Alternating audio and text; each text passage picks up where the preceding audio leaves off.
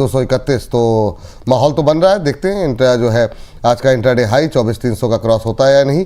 फिलहाल दिन के उच्चतम स्तर की तरफ जाने की कोशिश करता हुआ बाजार। रवि कुमार जी के प्रश्न के साथ शुरू करना चाहेंगे। इनका प्रश्न आया है एनबीसीसी को लेकर के, जो कि इन्होंने 108 के भाव पर लेकर के रखा हुआ है। एनबीसीसी 108 पे लिया हुआ है और अभी चल रहा है 86 पे। काफ़ी ज़्यादा नुकसान पे है, करीब 20-22 रुपये का नुकसान। मैम, आपकी टिप्पणी क्या रहेगी एनबीसीसी को लेकर के? अभी इन्हें क्या करना चाहिए? रिकवरी में निकल जाना, और रिकवरी आ जाएगी, इसलिए थोड़ी देर होल्ड कर लीजिए। अगर पैसे हैं तो ऐड करो, अगर पैसे नहीं है, टाइम तो देना ही पड़ेगा एनीवेज, तो भी आप इसको होल्ड कर सकते हैं। आपकी बाइंग ऊपर काफी महंगी है, फिर भी जो मुझे पॉसिबल टारगेट्स अब दिखते हैं, क्योंकि अभी 86 पर है, ऐड करना भी चाहते हैं कर सकते हैं, फ्रेश बाय किसी को करना है कर सकते हैं। पॉसिबल टारगेट जो यहाँ पर है वो 95 एंड लगभग 107 रुपए का है, तो भी 107 आते आते आपका प्राइस नहीं आएगा। इसीलिए अगर हो सके तो थोड़ा बहुत एवरेज कर लो, और जो समय रखना चाहिए आपको max to devote this time, 6 महीने से ज्यादा मत रखिए, ताकि जो भी मिले आप निकल जाएं और दूसरी हाई मोमेंटम स्टॉक में या फिर एक बेटर बाइंग अपॉर्चुनिटी में पैसे को शिफ्ट कर सके। एक इस तरह के स्टॉक एक समय पर इससे ज्यादा चल जाएंगे, उतनी अपेक्षा मेरी नहीं है। 25% मुझे लगता है कि यहाँ से रिकवरी पॉसिबल है। नाउ स्टॉप लॉस क्या मेंटेन करेंगे जो लोग आज फ्रेश बाय कर रहे हैं या फिर पुरानी पोजीशन है और ऐड कर रहे हैं? For all the cases you should maintain your stop loss at 77। चलिए, ये बात यहाँ पर निकल करके आई है, और इन सब के बीच अगली टिप्पणी के लिए चलते हैं अगले दर्शक के पास। और अगला प्रश्न जो हमें भेजा गया है वो लोगों की तरफ से आया हुआ है। मैम, E2E नेटवर्क बीच में काफ़ी अच्छा चला, और आज जो है ये जानना चाह रहे हैं विजय मकवाना साहब, कह रहे हैं कि इन्होंने 2598 पर लिया हुआ है और कह रहे हैं कि 6 महीने का नज़रिया है इनका। 2598 यानी करीब 2600 के आसपास, अभी 2400 के आसपास चल रहा है। 200 रुपये पर शेयर का इनको हो रहा है लॉस। अभी आपकी तरफ से क्या सजेशन रहेगा, क्या करना चाहिए मकवाना साहब को? 6 महीने का स्टॉप मेंटेन करिए, 6 महीने के नजरिए पर स्टॉप लॉस रखना चाहिए आपको 2150 पे, और अभी 2000 ऑलमोस्ट 400 पर आ गया है। सो आप होल्ड कर सकते हैं, लेकिन स्टॉप लॉस के नीचे नहीं। तो आप होल्ड करिए पोजीशन को, रिकवरी पॉसिबल है। ध्यान से समझ ले फिर से कि अगर 2150 टूट जाए तो छोड़ दीजिएगा, क्योंकि फिर ये 1800-1900 देखने वाला है। सो maintain your stop loss nicely and hold it. चलिए, हमारे साथ भावना जी जुड़े हैं, पुणे से हैं भावना जी। भावना जी को नमस्कार। नमस्ते। नमस्ते विपुल जी। नमस्ते अंबाला मैम। नमस्ते मैम, कैसी हैं आप? मैं अच्छी हूँ। और कैसे लग रहे हैं प्रोग्राम में आपको? प्रोग्राम तो बहुत अच्छा है। Thank you ma'am. और अंबाला मैम भी बहुत अच्छी है, बहुत एनालिसिस अच्छा है उनका। चलिए, बहुत अच्छी बात, इसमें कोई दो राय नहीं है।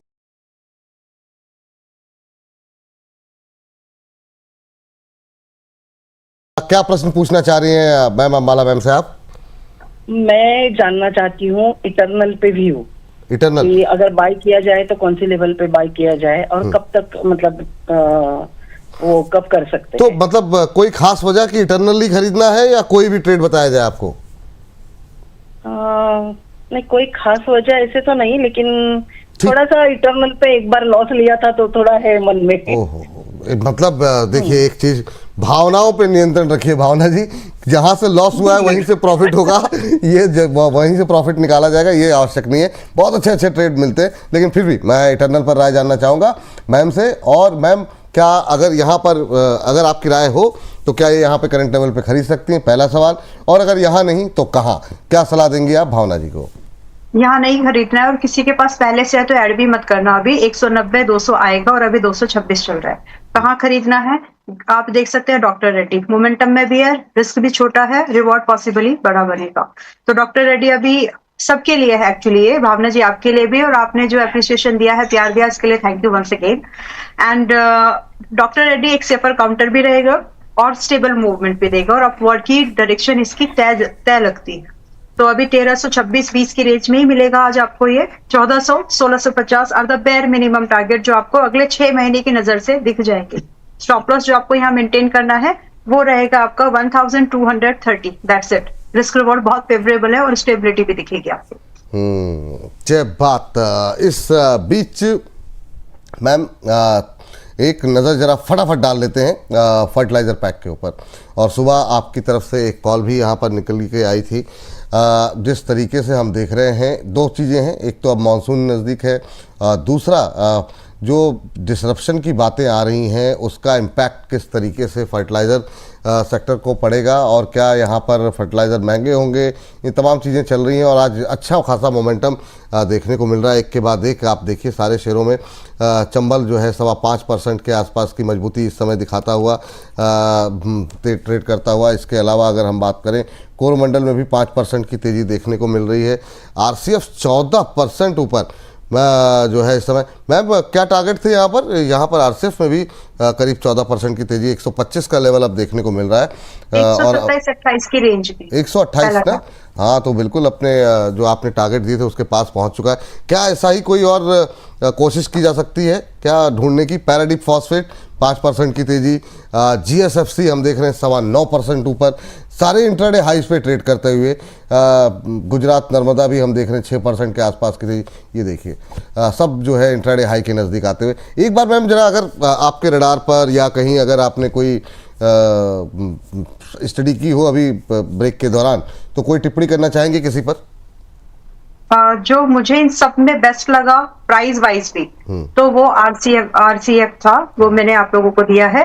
फैक्ट भी अच्छा है, लेकिन वो महंगा हो गया था बाय द टाइम हम लोग इस न्यूज मतलब ऑन शो थे। तो अभी फिलहाल के लिए आरसीएफ इज समथिंग जो अभी ऑलमोस्ट 15% हो गया वैसे, बट ये सभी में मुझे यही बेटर लग रहा है खरीदने को। हम लोग चंबल फर्टिलाइजर भी देख सकते हैं, एक बार उसका चार्ट अगर आप उसको स्क्रीन पर ला सके एनीवेज तो जी। तो Chambal fertilizer is also something जो अभी बिल्कुल नहीं चला है, 5% ही चला है अभी। सो ये आप इंट्राडे के हिसाब से मत खरीदना, लेकिन क्योंकि उतना छोटा स्टॉक नहीं है ये कि इसमें इतनी वॉल्यूम इसमें अलग तरह की रहती है। तो यहाँ पर आप 430-35 इस रेंज में भी 433 पर है, खरीदना चाहे तो खरीद सकते हैं। स्टॉप लॉस आपको स्ट्रिक्टली मेंटेन करना है और वो आपका स्टॉप लॉस जाएगा यहाँ पर लगभग 380 का।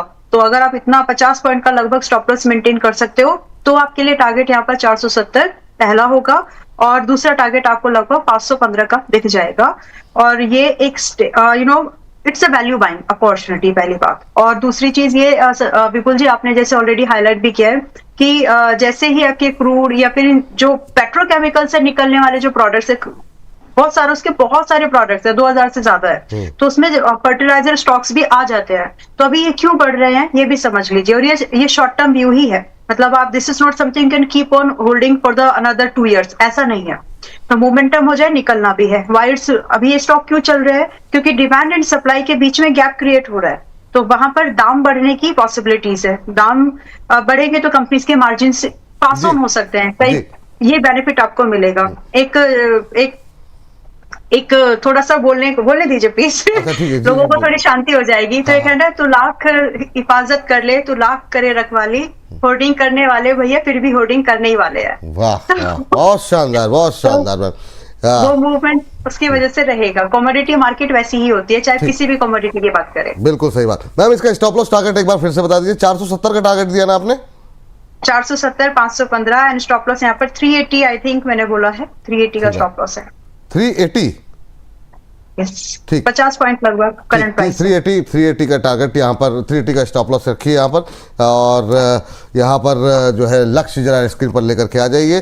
470, 515 ये है ना मैम? 470, 515। चलिए एक बार स्क्रीन पर दिखा दीजिए। अभी चल रहा है 5.25% ऊपर चंबल फर्टिलाइजर पे। फिलहाल के लिए खरीदारी करने की सलाह। 380 का स्टॉप लॉस, 470, 515 दो टारगेट यहाँ पर दिए जा रहे हैं। ये राय फिलहाल के लिए चंबल फर्टिलाइजर पे निकल के आती हुई। चलिए आगे बढ़ते हैं। शायद कुछ दिक्कत होगी, शायद नहीं आ पा रहा। चलिए यहाँ पर हम बातचीत कर लेते हैं स्वाति जी से। स्वाति जी को नमस्कार। नमस्कार विपुल सर। नमस्ते मैम, कैसी हैं आप स्वाति जी? सब बढ़िया, आप कैसे हैं? First class ma'am, first class. और बताइए क्या प्रश्न है आज, क्या आप पूछना चाह रही हैं आप? सर मेरा सवाल पराग मिल पे है। मैंने ये 240 के ले रखे हैं। 240 पे ले रखे हैं। कब तक होल्ड कर सकती है मैम? सर अभी जैसा टाइम है तो होल्ड ही करना है। ठीक है। 40 रुपए के आसपास का। और ये एक सर संवर्धना मदरसन पे भी राय दे दीजिएगा। संवर्धना मदरसन किस रेट पे लिया आपने? 130 पे। 130 पे लिया हुआ है आपने, ठीक है। संवर्धना मदरसन बीच में काफ़ी अच्छा मोमेंटम बना हुआ था यहाँ पर, आज भी तेज़ी है 3.25% के आसपास की, लेकिन आपकी भाव से थोड़ा 8 रुपये नीचे है। पहले जरा ले आते हैं पराग मिल्क को, क्योंकि यहाँ पर लॉस ज़्यादा है, करीब 40-42 रुपये का लॉस है, एक महीने में करीब 18% टूटा भी है पराग मिल्क का शेयर। मैम, क्या इनको अभी बने रहना चाहिए या एक बार के लिए नुकसान बुक करना चाहिए? अंबाला मैम, पहले तो जरा पराग मिल्क देखिए, फिर संवर्धना पे बात कर लेते हैं फटाफट।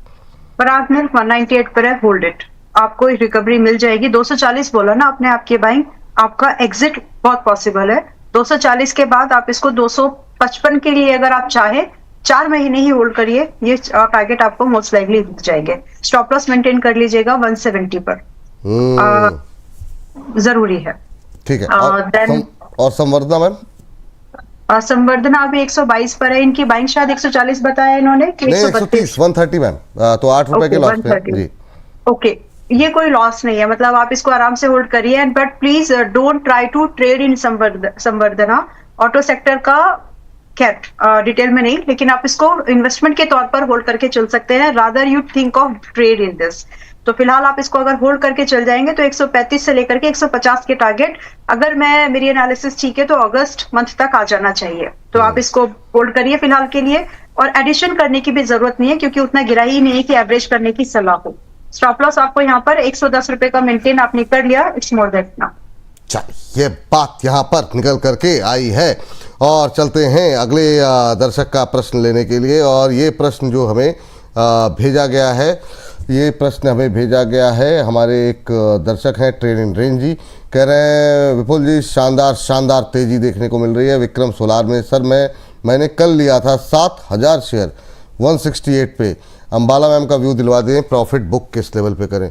अब भाई साहब, मतलब खरीदते हैं तो मतलब धुआंधार तरीके से खरीदते हैं, 7000 शेयर ले रखे हैं। वाह मैम, आज ज़बरदस्त तेज़ी है, और भाई साहब ने मतलब 168 पे प्लस किया, और करीब 20 रुपये इनके बन रहे हैं विक्रम सोलार पे। तो अच्छी खासी तेज़ी का फ़ायदा ये कहाँ पर बुक करें? कोई ट्रेलिंग स्टॉप लॉस देंगे इनको मैम? 185 का भाव, 8.5% की तेज़ी। बुक मत करिए, होल्ड करिए। 200 रुपए, 225 रुपए के टारगेट है जो आ जाएंगे। और अगर आपको इंट्राडे के हिसाब से, अगर आपको एक स्टॉप लॉस, इंट्राडे ने स्विंग के हिसाब से आपको एक स्टॉप लॉस अगर रखना है, तो इंट्राडे की जो आज की लो रेंज बनी हुई है 172 is more than enough to hold this trade for the targets of 200, 220 and फिर उसके ऊपर भी। तो आप इसको फिलहाल होल्ड करिए। बॉटम बाइंग हो गई है आपकी यहाँ पर इस स्टॉक में specifically, you can hold it. Risk is extremely low, आप उसको मैनेज कर सकते, करना चाहिए, क्योंकि इसमें अपसाइड है। इनफैक्ट अगर किसी को खरीदना है फ्रेश बाय, तो वो लोग विक्रम सोलार को आज, मतलब ये तो फायदे में है, बट अगर आप आज विक्रम सोलार को 185 रुपए के पास में बाय करना चाहें, same targets you can chess 220, लगभग 240 और फिर इसके ऊपर के जो भी आएंगे। तो फिलहाल के लिए स्टॉप लॉस वही होगा। एक सेकंड, अभी अगर खरीदें एट द रेट 185 के आसपास, 185, 186 पे, तो एक बार फिर से टारगेट स्टॉप लॉस बता दीजिए, ताकि मतलब नोट डाउन कर ले लोग जी। 185 पे खरीद रहे हैं तो 170 रुपए का आपका स्टॉप लॉस है, 200 रुपए का आपका टारगेट है पहला, जो कि शायद 4-5 दिन में भी आ जाए, और दूसरा टारगेट आपका 225 का है, 240-50 की रेंज में है आपका फाइनल टारगेट। तो आप इसको इस हिसाब से बाय कर सकते हैं। ठीक, 200, 225 फिर 240, 3 टारगेट, 4 टारगेट मान लीजिए, 250 तक बाद में जाएंगे। पहले फिर पूछ लीजिएगा बीच में, और क्या हम लोग डिस्कस ही कर लेंगे अगर इस तरह की रफ्तार रही तो।